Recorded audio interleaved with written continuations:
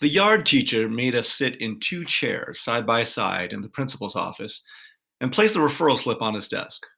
Our principal looked like a grandfather. He seemed happy to see us.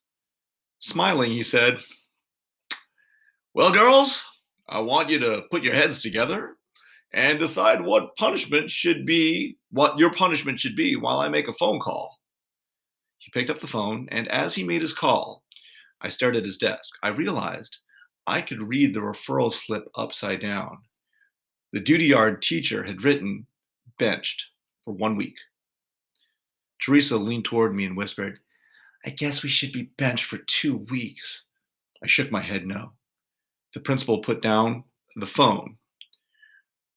"Well, young ladies, we should be benched for 1 week," I said quickly.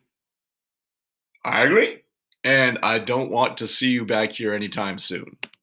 He sent us back to class. "How did you know to say 1 week?" Teresa asked on our way back to class. "I could read what the yard teacher put on the slip. Upside down," I told her. "Wow, you can read upside down?" Teresa said, her ponytail moving to one side and to the other like a pendulum. I didn't answer. That night, I told my mother that I fell running races. Teresa and I had to stay at every recess and lunchtime sitting on the same bench next to the cafeteria building. Kindergartners and first graders had to pass near us to go to their classrooms, and they always looked at us as if our badness might be contagious. The bench faced the playground so all the school could see who was not privileged to play. The yard teacher could keep an eye on us too, in case we started fighting again.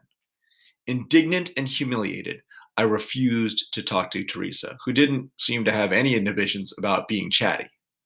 She bragged to me about all sorts of things, but I didn't care until she said, "My mom takes me to the big downtown library every Tuesday after school." I went to the small library near my house every weekend, but my parents both worked full time and couldn't always manage after school activities or driving me to the main library. The big library had 100 times the selection of the local library and a huge room for children with pillows. They sometimes had puppet shows, story times, free bookmarks, and writing contests.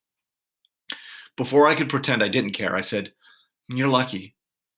I was suddenly jealous of Teresa, but I didn't want her to know how much. Instead of listening to her, I stared at the floor. The week was over soon enough. The principal never called my parents. The other kids didn't seem to care that I had been on the bad kids bench.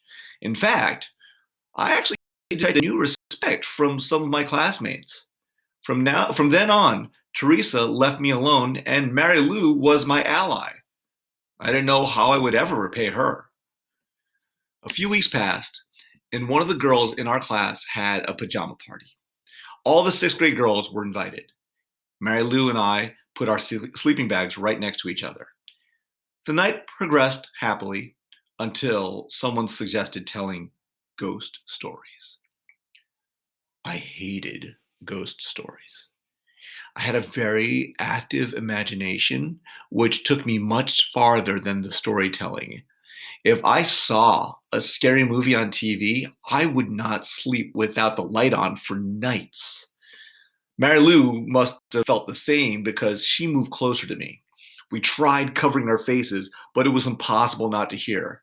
One girl told a particularly horrible story about a tree whose giant branches turned into fingers and could grab and capture children.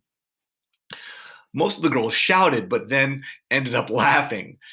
I suddenly wanted to be in my own house, in my own bed, with my parents down the hall and my bedside lamp. There didn't seem to be any way out of the situation that wasn't humiliating. At least Mary Lou was by my side. Suddenly, Mary Lou started crying. "I'm scared," she said. "I want to go home." Mary Lou had read my mind, but had voiced it with her own tears. One of the girls said, "Don't be such a baby." Suddenly, many other girls started bothering her. "I'm calling my parents," Mary Lou said. "The baby's calling your mommy and daddy," the girls chanted. I shivered in my sleeping bag, my stomach sick with fear. Sick that Mary Lou was leaving. Sick that I was next to a window with a tree on the other side of the window. Mary Lou walked toward the phone and didn't seem to care about the taunting.